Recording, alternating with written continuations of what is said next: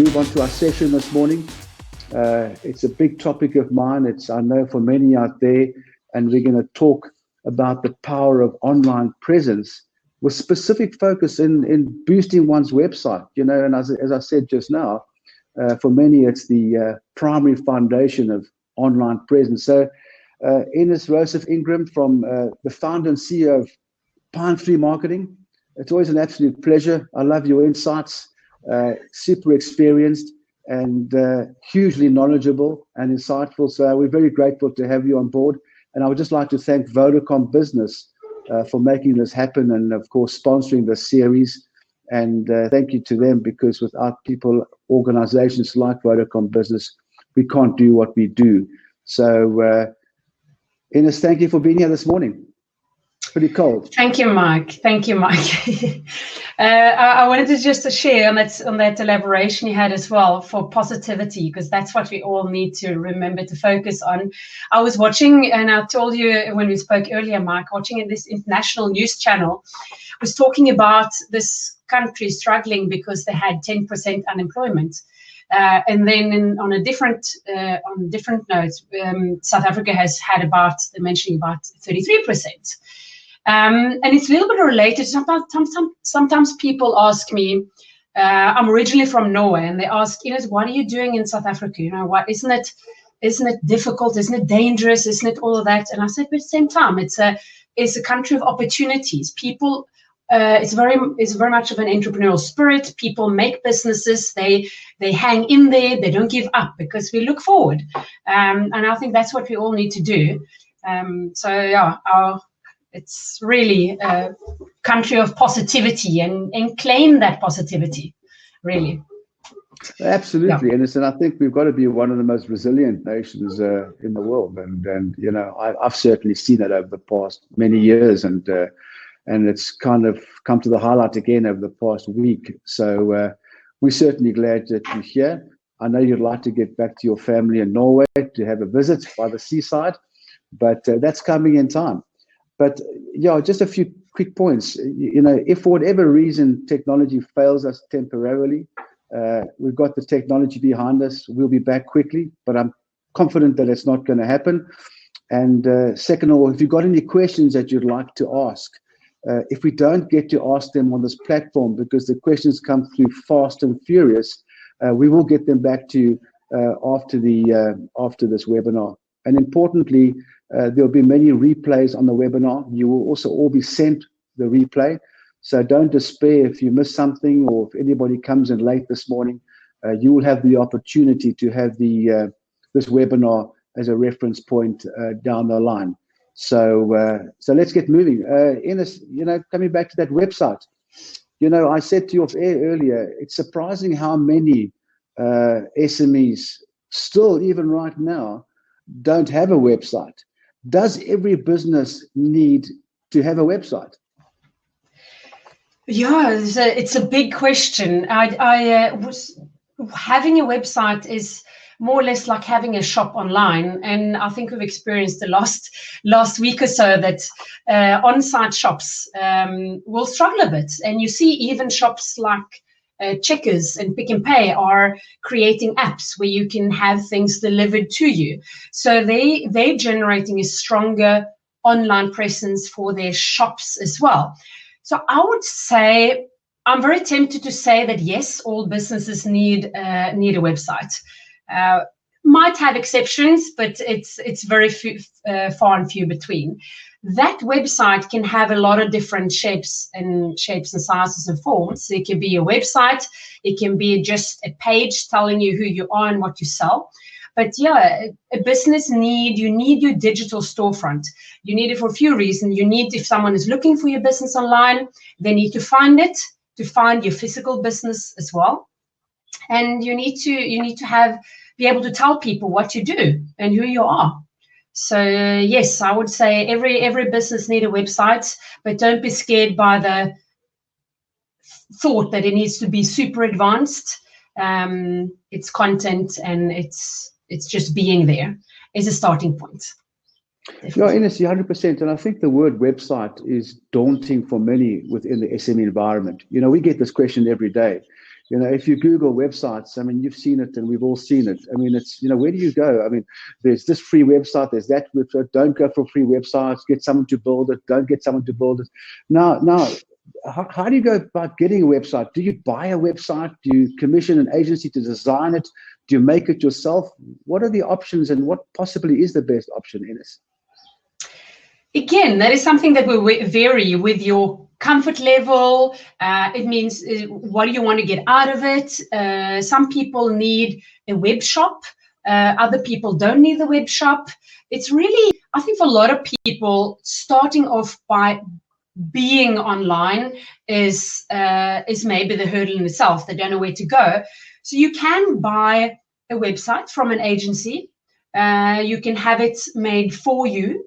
That comes with a price point, but you know your budget and your goals will direct you. Is there something I should invest money on, or is it not? And hopefully during this session, a lot of people will have more reflections on that.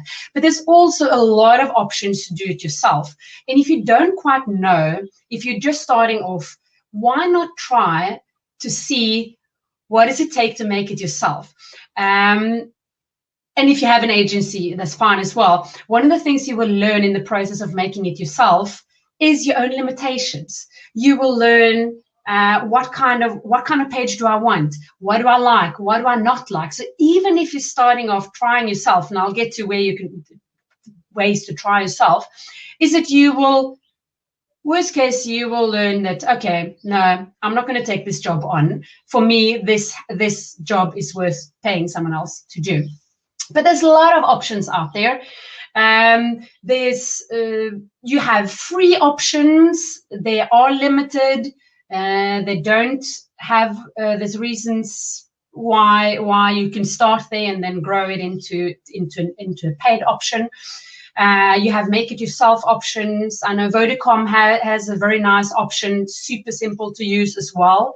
You have WordPress is a well-known name and brand. They have free options where there's limitations. Normally you would upgrade to a paid option. You have platforms like Wix is another one. You have a lot of different platforms that you can use. You can go to Google and you can search for free website builder, and you will find something that you maybe can use. And then you also have nice options. Some of these options you start off free and you build it, and then you pay to upgrade so that so when someone is searching for you, they can actually find you a little bit easier. As a starting point, you can start to build it, and then you will add on that. That comes to domains, which I think we're going to talk a little bit about later as well. But yeah, there's a lot of free options out there. There's various platforms. Try one, see if you like it. A lot of them have super simple ways to get started. I was playing in Vodacom's option earlier. This actually must be in the end of last week as well. And a lot of these builders are like this, that you log in and you choose which outline you like, and then you just put in your pictures, put in your text, and there you got your website. So it's not really that difficult to try to do it yourself. Again, in that process, if you figure out, no, this, I'm not getting it the way I want, I don't know what I want to do. Again, these platforms help you because they give you some templates to play with. But if you figure that, if you have that reflection, you can decide, no, this is not for me, I'm going to pay someone to do it. So. Yeah, I think, Ines, you're 100% right. And I think what most people do, they spend months and months looking for that perfect option, as opposed to just make it happen, even if it's bad, and self-education will get you going. Once you start doing it, it will get you going in the right direction. And before you know it, you can create that perfect website because of that education while you're doing it. So rather just get it going than wait months and months for that perfect option. And as you say, there's many free options out there to get you going where you can upgrade all the time. But the important thing is just to make a decision to take action and make it happen is probably better than waiting too long out there, because it's just pretty much of a daunting environment in the digital space at the moment. But what are some of some points to remember in this when creating a website? I think that's the key point, isn't it? Yeah, it is. And it has two sides, because one side is what text and imagery and what content you put on your website. And then you have the elements about being found, more call it the technical elements. And they are both important. You have big words like SEO, and some people think, oh, that's just a strange word and a few letters, and I don't really know what to do with it. But I think in all of this, in creating a website and choosing your platform, I think first of all, go in wanting to learn. Go in wanting to do it. Don't be scared of it. So starting with a website, you can choose to test out a few platforms to create this on. Like I say, Wix is a free option. Vodacom has an option that's very easy to use as well. So try, see what you like. And when you're creating a website, so first of all, you are creating your storefront. Normally a website will consist of what we call a home page, which is the page that you land on. So if you put in www.pine3marketing.com or www.vodacom.com, whatever you put in, that page that you land on is your home page. That is your storefront. You know, when you go to a shopping center and you go past through these windows, that is your storefront. That needs to be something that quickly tells people what you do and invite them in to your store or your online presence to see more. So having a homepage, every site has a homepage. It needs to be inviting. So you need to understand, am I at a jewelry shop or am I at a fast food shop?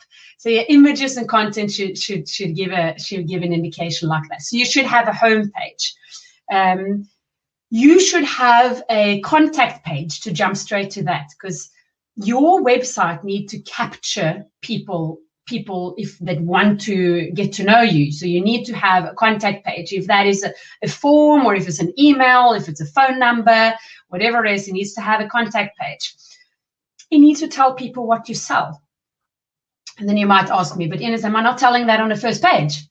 You might, but if people want to read more, you don't want to have a whole 2 A4 pages of text about what your service is about, because people are not interested in that. They want to know what you're selling on the first page, and then you want a services or a product page or a whole web shop that tells what do you actually sell, or even better, what problems are you solving for your clients?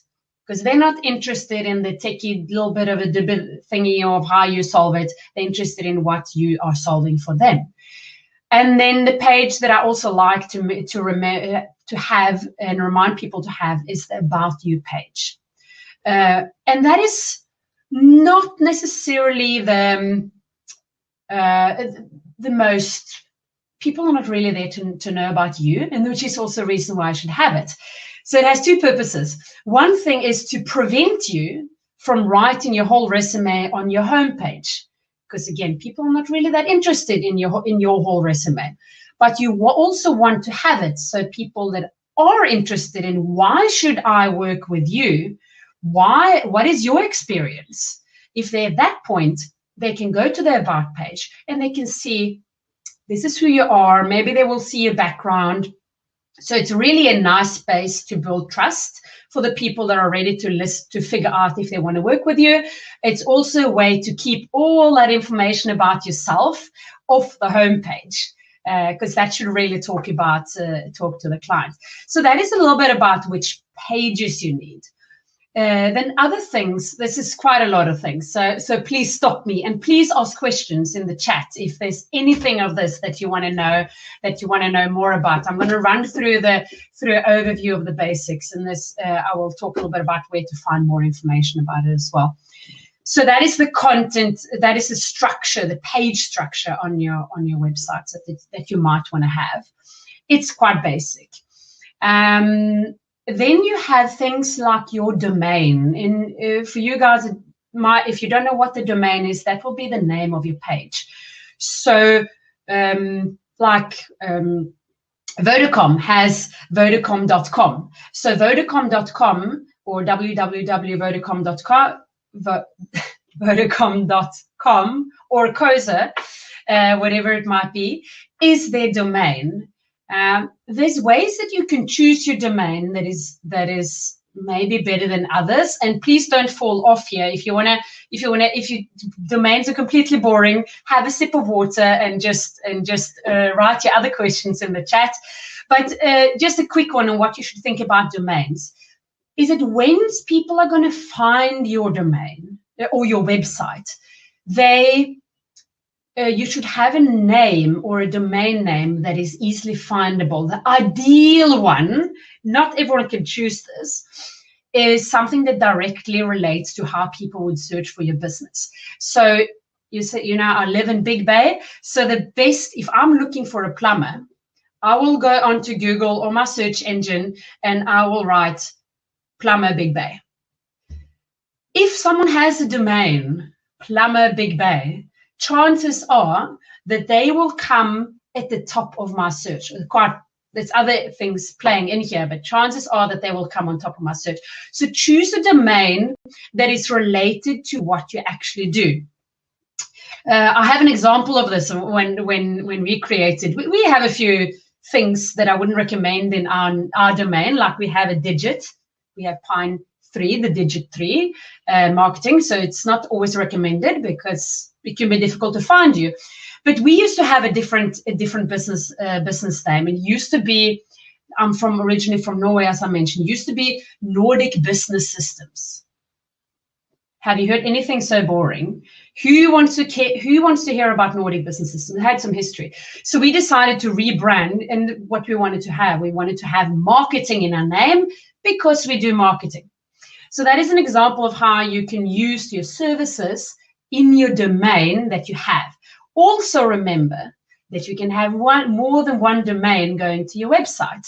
So you can have plumbing or plumber Big Bay going to your page, and you can have plumber Cape Town going to your page. So you can actually have more than one domain, and they're usually quite cheap, the domains as well. So enough about domains. It helps your page being found.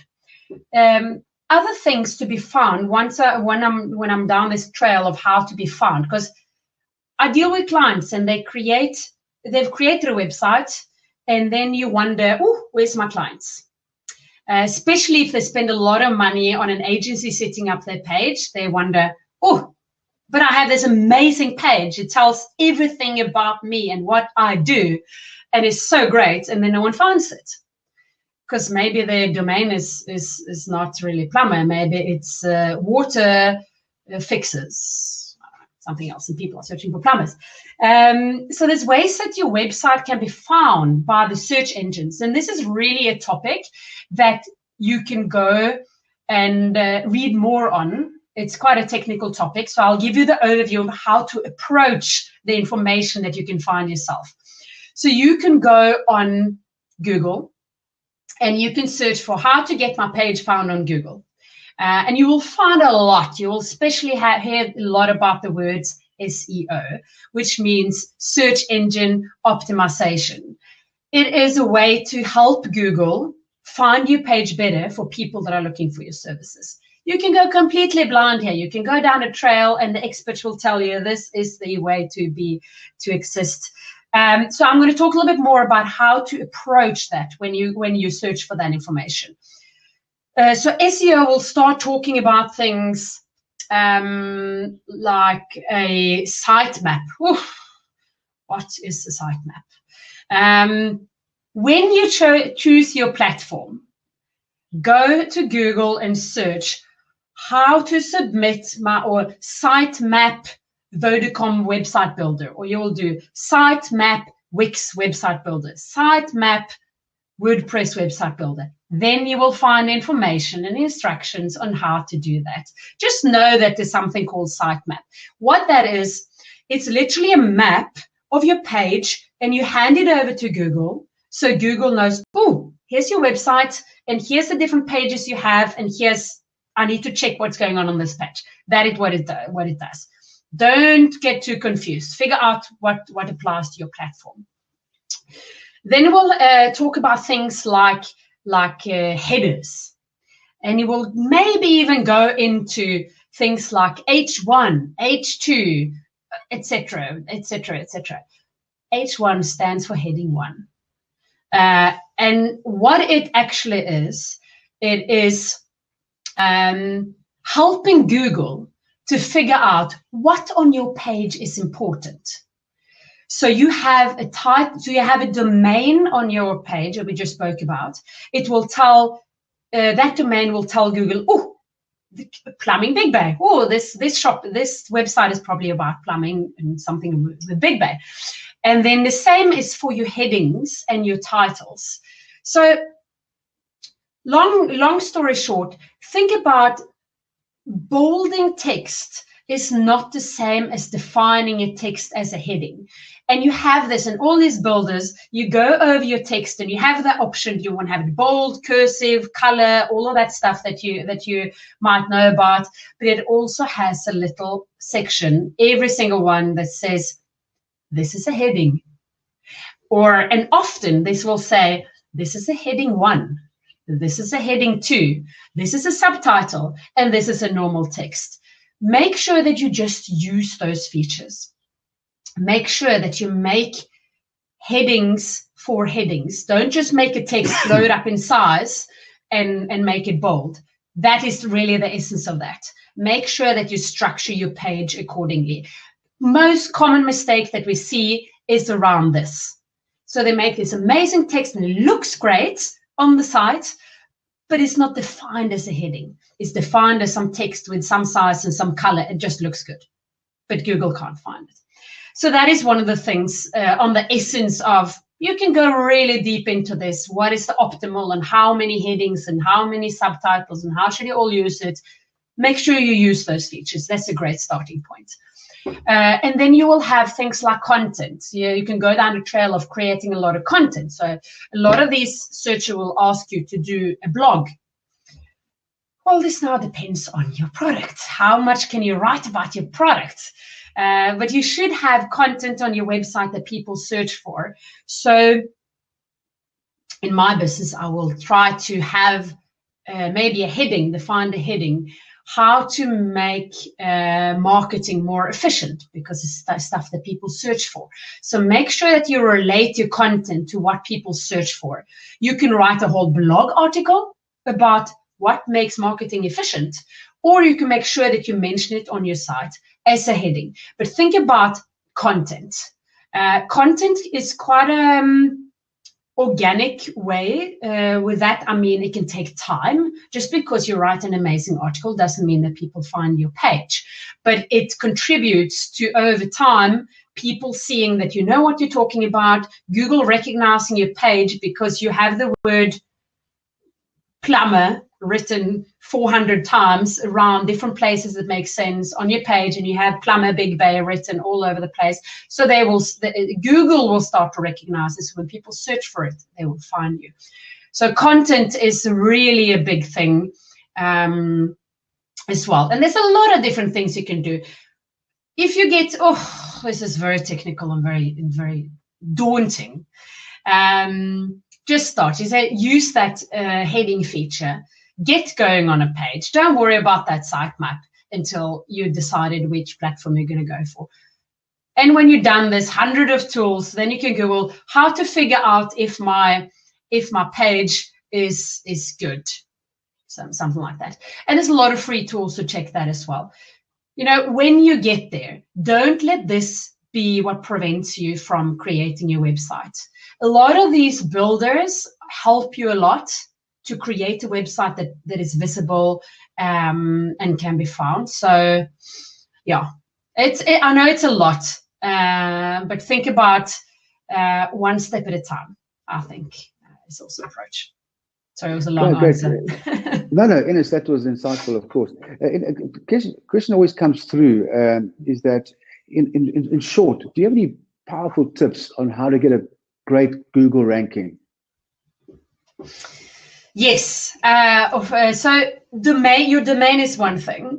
Have a domain name that is relevant, because Google really focuses on domain names. They focus on these headings that you have on your website. They focus on your frequency of words, how often you use the words that people are searching for, not just the words that you want to use, but the words that people are searching for. So they link up the search term that someone puts into Google with a match on your page, and they would rank a heading more than normal text. They will rank a domain more than a heading.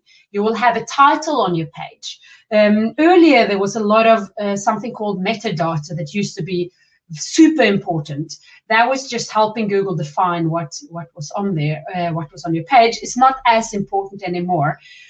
Make sure that you have content that is relevant to what people search for. So when you, and this actually goes a little bit into content as well, and it will go into how to make your website generate business, just not be found, is think about your target group, who you want to have as clients, or who is the client for your business. And then move away from your point of explaining what you want to give them, and go over to how would they look for my services? What will they look for? Will they search for Plumber Big Bay, or will they search for something else? The plumber is typically a kind of search term that people search for when that tap is leaking and is a problem. But think about how your clients search for your services. For my services, no one searched for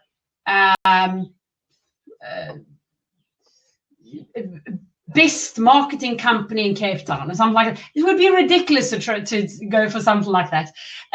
They will search for my industry, they will search more for how to do it yourself, how to make your website convert more.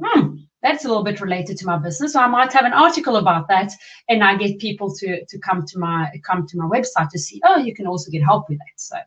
So that is what you want to think. What are people or your target group searching for? What are you solving for them? If you're an accountant, if you deal with, say, debt review. I have a client that is doing debt review. And then what are people coming for? Oh, they're not really interested in debt review. You might want to talk about, do you have debt? Or how can I get rid of my debt? So how to be found on Google, you need to match the search terms that people are using on Google. So you need to make sure how to get rid of your debt is what you write about in your title and in your text. How you do it, you can have as well, but make sure you answer that. So that is clues to how you get found on Google. I say to people, when it comes to be ranked on Google, I say, remember that it's not only about being found on Google. Your page also needs to make sense for the person visiting your page. It's no point of being at the top of Google, you get all the clicks in the world, but your page is so confusing that no one knows what's going on. If I try to rank for the word cat food and you land on my page and it's a big dog in dog food, you're not really hitting the target. So one thing is all the technical part and your headings and your domains and all of that, but also think about how it looks. Is it conveying a message? So it's really thinking about that whole journey. What are they searching for? Make sure you're mentioning those words on the website, that you have content that talks about those things. And then make sure that when they come to your page, you also have the opportunity to make sense to them, really. Great. Now, Ines, Samantha Oliphant is asking, is a Google website okay? Yes, so it is. So a Google, at least from a starting point, always keep an eye on when your site is not really serving you anymore. Are you getting traffic to your page? So Google obviously likes Google. So they will probably automatically have a sitemap, so you don't have to worry about that. So yes, go and try it out there, but keep an eye on if anything is limiting you on the platform that you are on. So you have to exist. Remember, back to the first question, does everyone need a website? You need to exist. Your starting point is do it. That's your starting point. Create your Google website. Keep an eye on the fact that you're capturing your leads, you're getting traffic to your website. See what pages are popular. There's a lot of ways to improve your websites after you start it, but start. So please go and create a Google website, Samantha, if you're comfortable with that as a starting point to see how it's, see if you like it. Great, Ines, thank you for that. Now, of course, it's all good and well having a website, but here's the big thing. How do I get a website that sells? That's a big one, and I experience, especially among small business owners and entrepreneurs, when I speak to them, they might have a website up already, and they come, yes, but I have this website, and I might even spend a lot of money on it. And now what?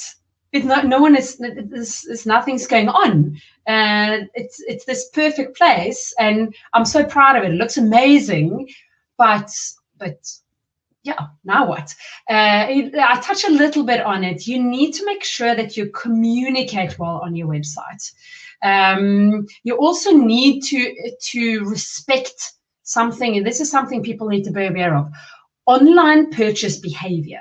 And if there's people on this call that has only had offline shops or is new into the online shop kind of world, and now this may be focusing a little bit of product, so I'll make sure I'll touch on services as well, is that people cannot no longer, when they're in your shop, in a physical shop, you entice them with a window, and then maybe you even have someone by the door and like, yeah, come in, or here's a free sample of something, and you come in the door, and they come in, and you can give them attention. So there's a shop owner or a shopkeeper there, and they give you, hi, Ines, how are you feeling today? Is there anything I can help you with?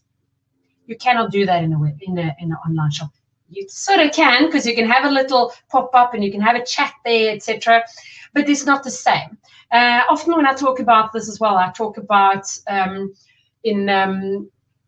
these street sellers, or people wanting to sell in these booths around the shops, etc. They often want you to touch things. Oh, feel this nice thing. Oh, it's very soft, and or this is very warm and it's working well. Just touch it and this is nice. Hold it in your hands and it's really nice. That you can't do either. So what can also happen here is that someone can be in 3 different shops at the same time online.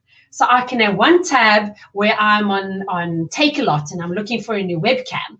Same time, I'm on Incredible Connections and I'm looking at the same webcam. And then I'm on a 3rd shop and I see the same webcam. So I can be in 3 different shops that supply the same thing or a similar thing at the same time.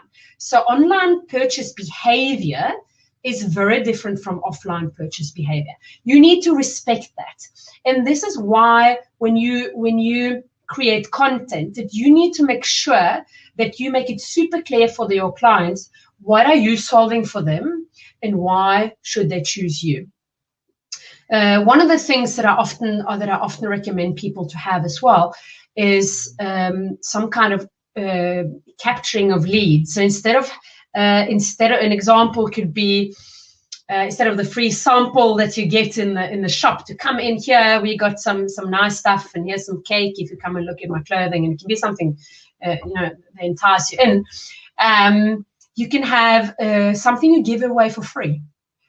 People think that, oh, no, I need to protect my knowledge, I need to protect whatever I have, and this works very well for services, but it also works for products.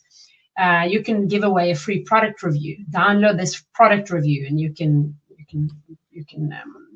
get something for free. Make sure you give something of value. Give knowledge away. We do that a lot as well. We give people, this is how you do it. Go and do it. And that is to capture people's details. And then and it sounds wrong, because it sounds like you're out in a fishing net and you just want to capture people. So make sure that you give them something of value. But what that does is that it gives you an opportunity to talk to them again.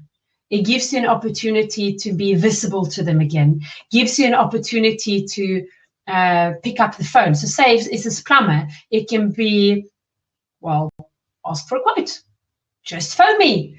And they might leave their details, and you phone them. And then you suddenly have that opportunity to talk to them. Or you can follow up with an email, or you can give them something for free and you send it to them via email. Then you have the opportunity to communicate with them further, and advertising and a lot of different benefits with this. So don't expect someone to just come to your page and buy your services straight away. Think about that it's a process. Think about how you would have purchased something. I haven't, if I can just have a short story that I often tell when it comes to online purchase behavior. So I compare it to a relationship. And the reason why it's like no one has, have you ever had the subject at school, selling? I think it's somewhere like upper secondary. They have a course. No, they don't actually. We are not educated to sell. We are taught to sell. We go to school to become good people that talk to each other. We have a social interaction, and then you know that's us. We're social animals. When it comes to selling online, people tend to forget that. So if I take example with a relationship, so I one of my spare time activities, well, it used to be before I had kids, is kiteboarding. So at the beach, I met my husband. I didn't know that it was going to happen. I met this handsome guy, and we met at the beach. And you know, we got to talk, and you know, nice guy, but you know, I'm busy with my things, and he maybe thought that. Anyway, so we started chatting, and then next time we're kiteboarding, we talk again, and yeah, you know, then we go and have a cup of coffee because it's cold, and you sort of that, and eventually, so it's, you know, want to have a bite to eat, and it's a process, and all of that. Yes, and I went back to Norway, came back, and we're still talking. And, you know, at some point you realize that you sort of like each other, it's mutual, and then you start to engage. Now you sign in a relationship, and time passes, and eventually we got engaged, and we got married. Now we have kids. We actually, last Friday, we were married for 10 years, so it's quite a while. So, you know, it's a process. When it comes to online sales, a lot of people try to, on the first attempt, the first time you see someone, is this ring? Oh, by the way, do you want this ring? You have to take it now. You have to take this now. I wouldn't have been too impressed. I wouldn't have even gone on a date on the first time. So don't try to take all your people skills and throw them out the window and expect that they're going to buy, because they won't. You have to warm them up. We call this lead nurturing. It actually has a name. You nurture them, and that can be through content on your page, can be to continue to communicate with you. You want to drive them back to your page to read more. Make sure that your site is built to create a relationship with this person. And just to mention that as well, once you get married, and once someone's buying something for you, your relationship is not over. Just remember that. It doesn't stop when you get married. It continues. So make sure that you also maintain with driving your existing clients to your websites to learn. Just now, here's a nice article I wrote about that. Here's a new product. Check it out. So make sure that relationship continues. Remember your interpersonal skills when you create a website and communication. Great, Ines. Thank you for that. As you know, sales is everything. Even abundance of sales, cash will flow, and if cash flows, you can fix anything. Now, interesting coming through from Simon. He's saying, Ines, which one? .co.za or .com? Yeah. .co.za works very well in South Africa. You can, remember that little thing, you can have two. So you can actually have .com and .co.za. This is probably the lowest cost that you have. A domain, I don't know, depends a little bit where you buy it, but it's sort of between 100 and 200 Rand a year. for a domain, so you can have both. If you have a local business, go co.za. People expect it. If they know, so people in South Africa, they will automatically put in .co.za. If we have com, but we work international. They will put in, if I say, first of all, they will remember the digit 3, so it's a bit of a mess up. But anyway, then you need to have com, because people will not find .co.za at all. But if you're local, it's quite. It also shows that you're a local business by having co.za. So it's a little bit of a trust build. But it's, if you have the opportunity to buy the 2 domains, then why not? Keep an eye on, if you buy a .co.za domain, does someone else have the domain in .com? What do they do? So that is on the domain as well. Just make sure that there's no confusion, that someone lands on, if someone has plumberbigbay.com and you want to have .coza, they might find the other guy.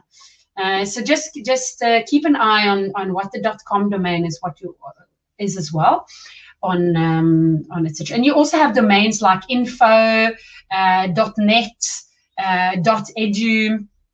If you have an educational business, you can have .edu, but .co.za and .com builds the most trust. Right, and another big one coming through now is .africa. I know some of the big banks and legal firms are now converting to .africa, and so that's quite nice to see that coming through quite strongly. Yes. Samantha, just to answer your question, you're welcome to drop NSBC a email at info@nsbc.africa, and our team can assist you with regarding where to achieve your objectives. So you're welcome to do that. I've got one more question for you, unless we've got some more insights coming through. It is how to get insights. How do I get insights into how my website is performing? Yeah, and this is important, because you want to keep on improving your website. You want to create it, but it's not a dead document or a page lying out there. You want to see what's going on. So a lot of these website builders that you have will give you a weekly report or a monthly report. It is a great starting point, and many of them do this automatically, on how your page is performing. So I think I get a monthly or weekly one that says, this is how many visitors you had, and you've got an increase. Always nice to see an increase in visitors. And you will also tell me on this report that I get which pages were your most popular pages, and then I can see what do people like to read about on our page. Is it my product page? Is it a specific product page? Is it a specific blog article that is the most popular? Is it, and I reflect on, is this a more technical article talking about something more technical, or is it more content related or informative kind of articles? So a lot of these builders actually give you in your inbox a report that is weekly or monthly or etc. So that is one nice starting point. If you want to take the next step, you can connect and at some point, I recommend that you do, but Google have their own analytics tool as well. And that is nice because Google's quite big, so they're quite geared for this. And you connect it to your website. There's ways that this is done, again, platform dependent. So if you choose your platform, Google how to connect my Wix site to Google Analytics. The tool is called Google Analytics. It will be very easy to figure out how you connect it. Then your challenge is, oh my, this had a lot of menus, a lot of stuff going on inside it. The main things you want to look at as a starting point, this really depends on how technical you are. And again, you can go to Google to figure out how to use the tool, because they're quite good at that. Obviously, it's their own tool. So yeah, you can connect to your Google Analytics, and that will give you things like, if you want to look for it, it gives you, first of all, a little bit more insights into what pages are popular, because it gives you more pages. It will give you insight to how did people get to those pages. So I can check, if I have a blog article that is popular, I can see, did they come straight from a Google search? Like I had one that was popular, how to make a custom font in a specific software. So I can figure out, did they come to that article by searching on Google? Or did they come to that article by finding my business and then figure out that, oh, this is really interesting, let me read this. And the right answer here is that they Googled and got to that article directly. But seeing how people move around your website, what is popular, where are they coming from, it will also give you insights. One of the valuable things will give you insights to search words that people, there's a lot of insights here. But search words that people used to find your page. This is really relevant. This is something you should look at. And normally the basic information you get from the other builders, they won't necessarily give you this insight.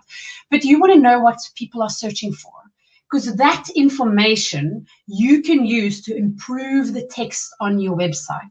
So say, for example, someone is searching for, I see on my website maybe, marketing automation. Wow, a lot of people are coming to my page because they search for marketing automation, but they're not really finding it that easily. Oh, I should probably improve my page to talk more about marketing automation. So I might put it on my home page.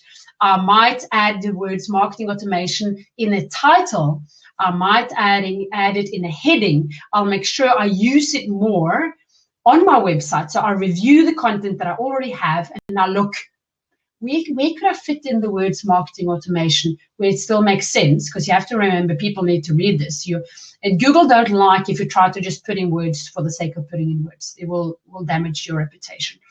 So that is quite useful. That can help me to get more traffic on the word marketing automation. So now what I'm doing, I'm building over time, I'm improving, I'm looking at how people find my page, and I'm improving the content on my page to match this. So I'm improving the actual wording and the experience that people have when they come. I'm improving my SEO. So I'm really improving everything by looking at that. You can also look at things like demographics, where are people from? When they search, are you getting females? Are you getting males? If you have online shopping, you should also think about things like that. But Google Analytics is a great tool to work on, see what you can do on your website. Great. And by the way, Mark Oliver, thank you for your kind words. We truly appreciate that kind of feedback. Thank you. And well, to all our attendees, truly grateful for you coming on board this morning. I know it's time consuming, but we hope that we've given you some insight that you can take away and you can add to your online presence. Without you guys, we can't, of course, do what we do. So truly grateful. And of course, to Vodacom Business, also extremely grateful. And we really appreciate your close level involvement and helping us to help small business South Africa, especially during these trying times. And of course, to Rosef-Ingram from Pine Tree Marketing, founder and CEO. It's wonderful to have spoken to you again. Your insights are enormously invaluable at any given time in operating a small business, but probably specifically now in this massive digital space we are living in. So thank you for that. And I know that we will engage again